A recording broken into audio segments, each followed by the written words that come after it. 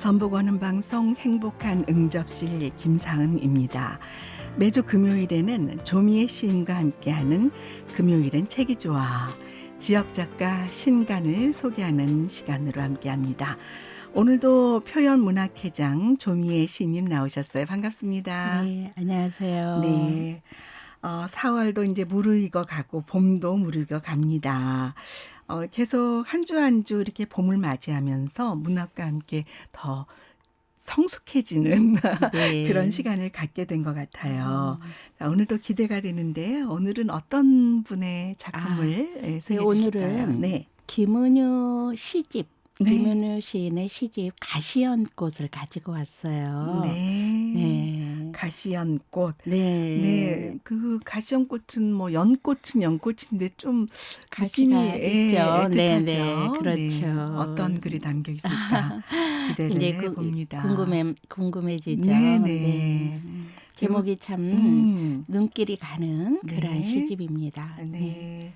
자, 우선 우리 김은유 시인님 어떤 분인지 소개부터 네. 해주시죠. 김은유 시인은 장수 출생이에요. 네. 그래서 2004년에 월간문학 11호로 등단했거든요. 네. 그리고 이제 이번에 가시연꽃이 두 번째 시집인데 네. 처음 시집이 화려한 탱고라는 네. 그런 작품이었습니다. 뭐 전북문인협회, 전주문인협회, 전북시인협회, 전북펜 그리고 표현문학회, 한국문예연구, 열린시문학회 뭐 이런 데서 네. 굉장히 열심히 활동하고 있고요. 네. 좋은 글을 많이 쓰고 있습니다. 네. 네. 그러니까 더욱더 궁금해집니다. 우리 이제 시 제목이 가시연꽃이었는데 그 꽃을 보려면 가시를 껴안으라고 가시연꽃이 피면 잎은 넓어지고 물결에 사랑을 펼친다. 가시연잎도 심장 깊이 하트를 그린다. 이제 그 표지에 이렇게 네네. 먼저 이 작가의 네, 그 가시연꽃 시 중에 일부를 네, 그러신 표지에 것 같습니다. 얹은 건데요. 네. 이 가시연꽃이라고 하는 건 이제 수령과 식물이잖아요. 네. 그래서 마치 잎의 그 앞면이 악어의 등비늘처럼 보인다고 그래요. 주로 네. 봄에 네. 4, 5월 이때 물속에서 발화를 해가지고 이 발화한 잎이 가시가 없는 화살촉 모양으로 성장하다가 이제 창 모양으로 변한다고 네. 합니다.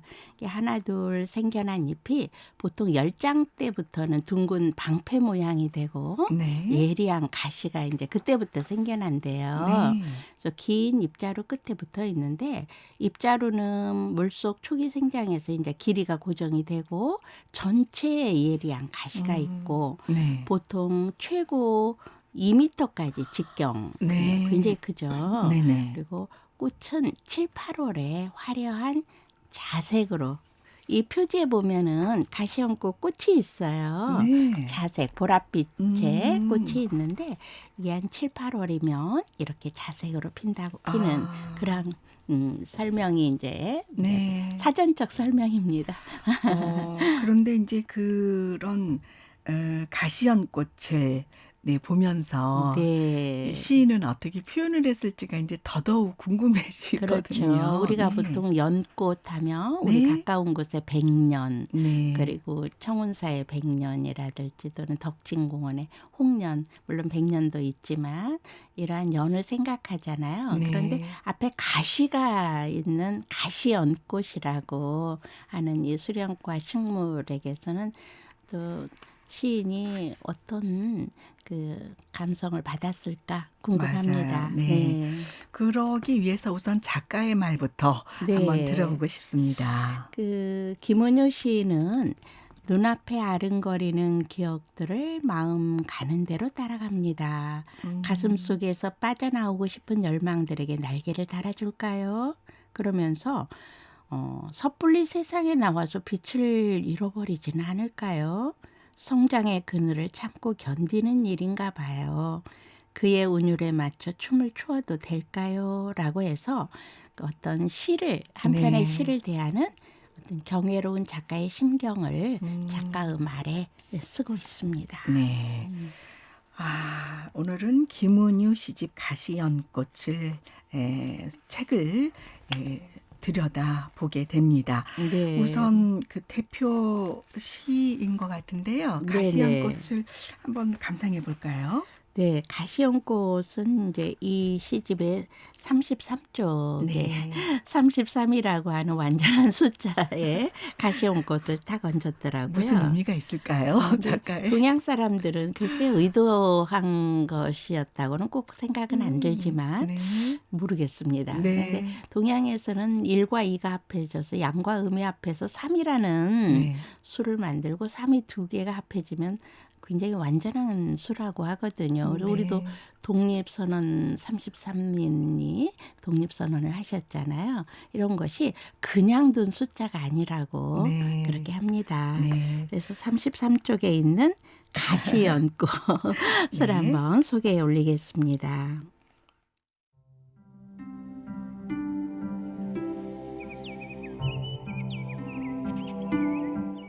가시연꽃 김은유. 구물거리며 속살되는 생명이 오랜 시간 묻혀 있다가 한숨 뽑아 올린다. 그 위에 청둥오리가 날개치고 외가리 줄을 지어 기웃기웃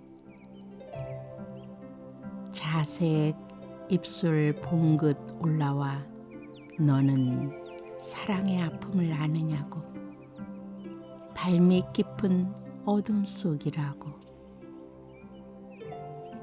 꽃을 보려면 가신을 껴안으라고 눈을 감을 때까지 가시연꽃이 피면 잎은 넓어지고 물결에 사랑을 펼친다. 가시연잎도 심장 깊이 하트를 그린다.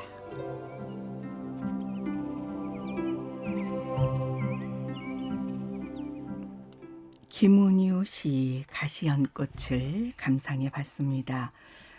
시인님의 좀 해설을 듣고 싶습니다.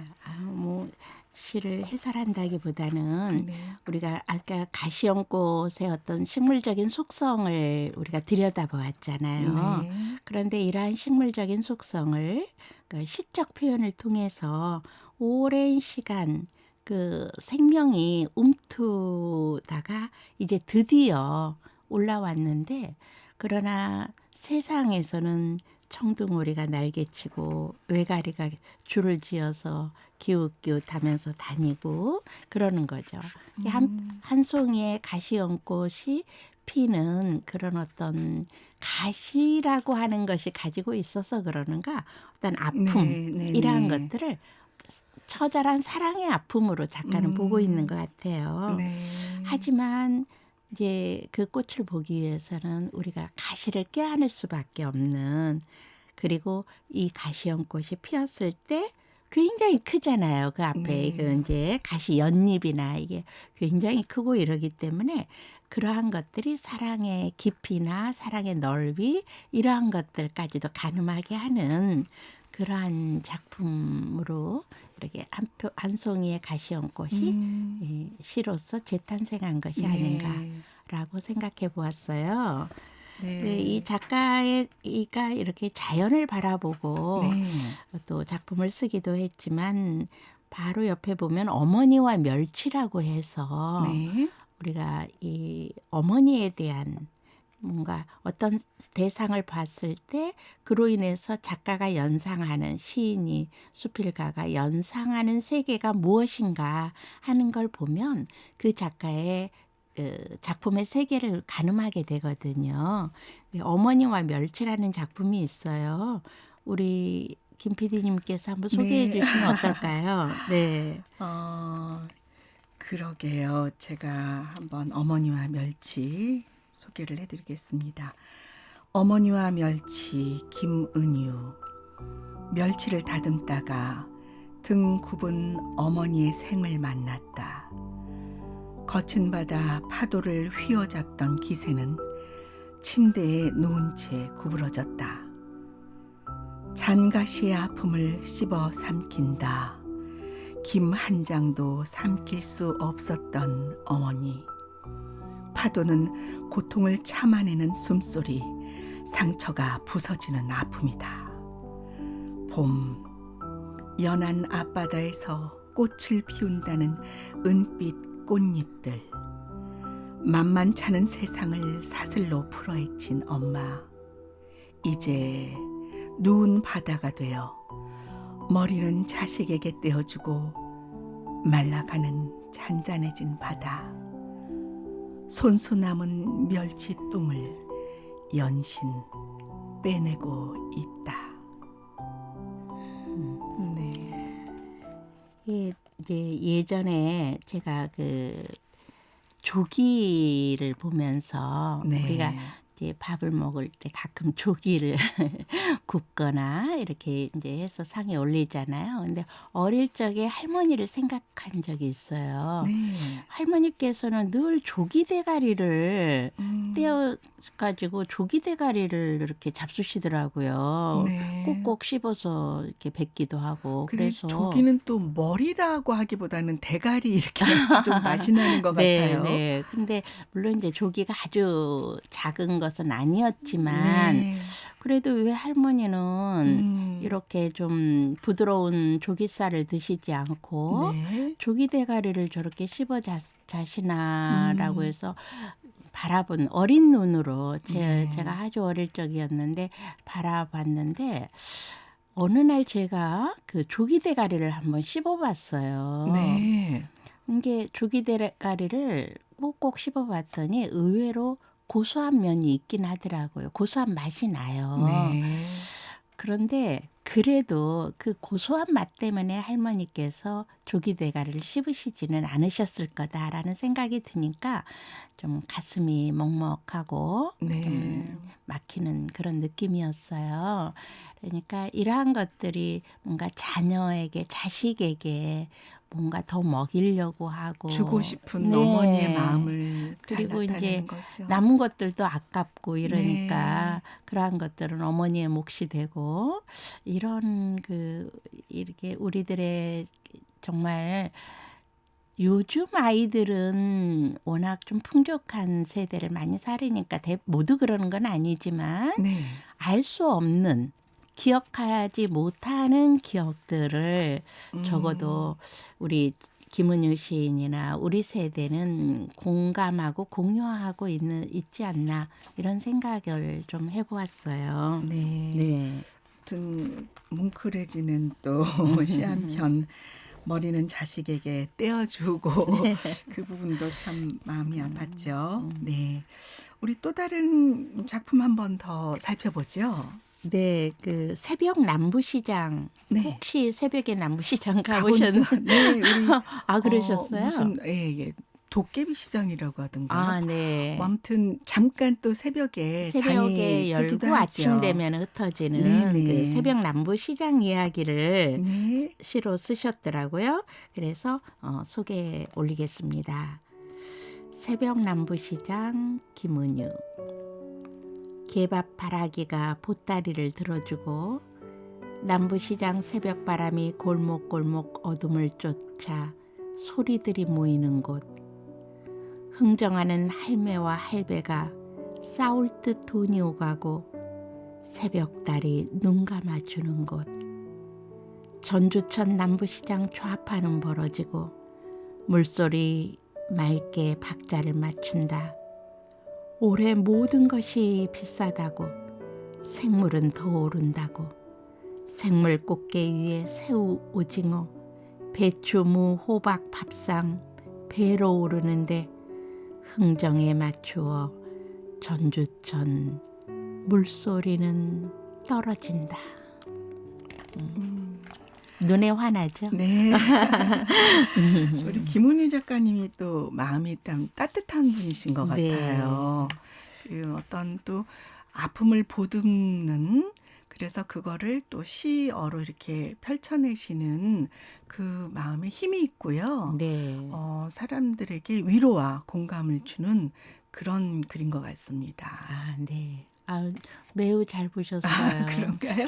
작품에서 네, 느낄 수 있죠. 맞습니다. 네네. 네, 아까 우리 가시연꽃 것들 봤을 때도 그런 그 아픔까지 보듬는 네. 그런 희생의 어떤 그런 정서도 좀 느껴지고 그랬거든요. 네. 네. 마음이 좀 쓸쓸하다고 느끼거나 네.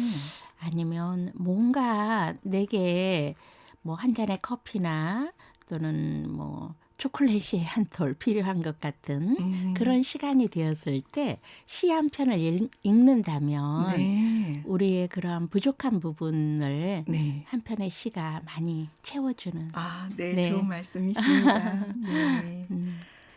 저는 또 이렇게 책을 딱 펼쳤더니 네. 63쪽에 네, 네. 눈이 갑니다. 아, 남의 섬. 네네. 남의 섬이라는 책을 펼치면이라는 네, 산문시처럼 돼 있네요. 산문시인데 네. 이 남해를 이 한편의 산문시에서 네. 아주 뭐 그림을 그리듯 예, 그렇게요. 표현하고 있습니다. 네. 네. 제가 한번 전문을 네네. 소개해 드리고자 하는데 우리 좀 나눠서 함께 아, 또 예, 감상을 해보시면 좋습니다. 어떨까 네. 싶습니다. 먼저 우리 네네. 시작하시죠. 남의 섬이라는 책을 펼치면 김은유. 버스 안에서 책을 펼치니 머리말에 새긴 말을 생각하게 합니다. 푸른 바다 앞에 쏙 빠지지는 말라고요. 마음 깊이 빠져들 만큼 나도 모르게 책 속으로 빠져들어요. 섬의 페이지에 남해가 12시가 되어 브라보콘을 물고 노량대교 건너가요. 그 앞바다를 지킨 충렬사지나 불어오는 짠 바람과 이슬달이 아슬아슬 건너 관음포 자리로 책장을 넘깁니다. 노량해전 격전지로 이순신 장군이 순국하신 곳 승리의 터전이며 고려 8만 대장경의 판각지였지요. 구름이 통곡하고 바람이 책장을 넘기는 격한 나루터를 봅니다. 남해읍에 들어서면 꽃이 많아 화전별곡을 쓰시고 구운몽에 서포만피를 남기신 유배 문학관이라니요. 고려와 조선의 유명하신 유배객을 만납니다. 이렇게 숨겨진 남해의 책 중앙에는 가보고 싶은 보리암이 있는 금산에 오르고 내려와 상주 음모래 비치에서 들리는 밤배 노래를 부르며 남해의 밤하늘을 떠올려요. 저녁놀 번지는 독일 마을의 지붕. 지중해보다 붉어요. 눈이 커져요. 서미정원 같은 남해 놓치지 말라고 별책 부록을 끼워 넣었는데요. 다랭이 마을과 남해 바랫길은 꼭 걸어서 발로 느껴야 합니다. 참 남해의 봄을 앵강만에서 보는 낙조로 물든 바다는 책에 표지로 넣었어요. 아, 남해가 아주 뭐 그냥 네, 다 하늘이 들어있네요. 그러게요. 네. 너무 이건 남해에서 꼭 보시고 어떤 뭐 잘 활용하시면 좋을 정말 네. 남해 여행을 다녀온 듯한 느낌이고요. 네. 아유, 그 남해 뭐 네. 항상 그리운 곳이죠. 네, 저도 매우 좋아하는 곳인데 그 이제 시중에서 네. 여기 그 밤배라는 노래가 나오잖아요. 아, 밤배 노래. 네, 상주 은모래 비치에 밤배 사실 노래비가 있습니다. 아, 네, 네, 네. 그 포크듀오 우리 둘다섯 긴 머리 소녀 네, 뭐 네. 이렇게 좋은 노래 많이 불렀던 오세복 씨와 이두진 씨 그래서 둘다섯이라고 아, 이제 포크 그 듀오 이름을 지었는데요. 위에 말한 금산 보리암에서 네. 그 은모래 비치가 네, 보이거든요. 네. 거기에서 그 영감을 얻어서 음. 밤배라는 노래를 만들게 되었대요. 네. 그래서 그런 내용을 스토리텔링에서 여기에 이제 밤배 노래도 감상할 수 있고 둘다섯의 노래도 감상할 수 있는 그런 노래비가 있습니다. 네. 그래서 이 시에서 이렇게 표현을 해주셔서 너무 반가웠어요. 아, 우리 70년대 밤배 노래 많이 부르고 네, 네. 들었던 맞습니다. 네, 근데 그 노래죠. 노래를 만들게 된 배경이 남해였다는 거죠. 네, 그렇군요. 네. 그래서 또 저희가 시에서도 또 그런 지나간 그 또 추억을 떠올려 봅니다. 우리 오세복 선생님은 지난 2021년에 67세로 별세하셨습니다. 너무 좀 마음이 안타깝지요. 너무 이른 나이에 네. 가셨네요. 그리고 네. 저희에게 너무 좋은 노래를 남겨주셨고 네. 또 저희에게 그 많은 감동을 주셨기 때문에 늘 남해 가면 사실 또 그분들을 떠올리게 되거든요. 네, 오늘 김은유 선생님의 시에서도 또 연관해서 다시 그분들을 만났네요. 네, 떠올리게 네. 되었습니다. 아, 오늘 아유 참 감동이 계속 이어집니다. 네. 이제 좀 정리를 해야 할 것 같은데 또 우리 선생님 한 말씀 해주신다면요. 네. 김은유 작가는 이 필명이에요. 아, 그러시군요. 네, 본명은 점순. 음, 우리 저기 네. 우리 한국 소설 네. 단편을 생각하게 하죠. 그런데 김은유라고 하는 필명으로 이렇게 활동하고 있고요. 굉장히 좋은 시를 쓰면서 봉사도 많이 하고 네. 있는 그러한 시인입니다. 아, 앞으로 이분의- 주목해 주시기 바랍니다. 네, 이력을 보니까요. 네. 요양병원에 근무하시면서 노인을 보살피고 네. 있다는 그런 사연도 네, 있었습니다. 네, 네. 그래서 그렇게 더 따뜻하고 그 세상을 품는 그런 글들을 만들어내지 않으셨을까. 네, 그런, 맞습니다. 네, 생각을 해봅니다. 오늘 김은유 시인의 두 번째 시집 가시연꽃 조미애 시인님과 함께 감상해봤습니다. 오늘도 좋은 말씀 감사합니다. 네, 감사합니다. 네, 지금까지 조미애 시인과 함께하는 금요일엔 책이 좋아 지역작가 신간, 오늘은 김은유 시인의 가시연꽃 감상해봤습니다. 이 콘텐츠는 유튜브 전북 원음방송 검색하셔서 함께 보실 수 있습니다. 계속해서 많은 관심과 사랑 부탁드립니다.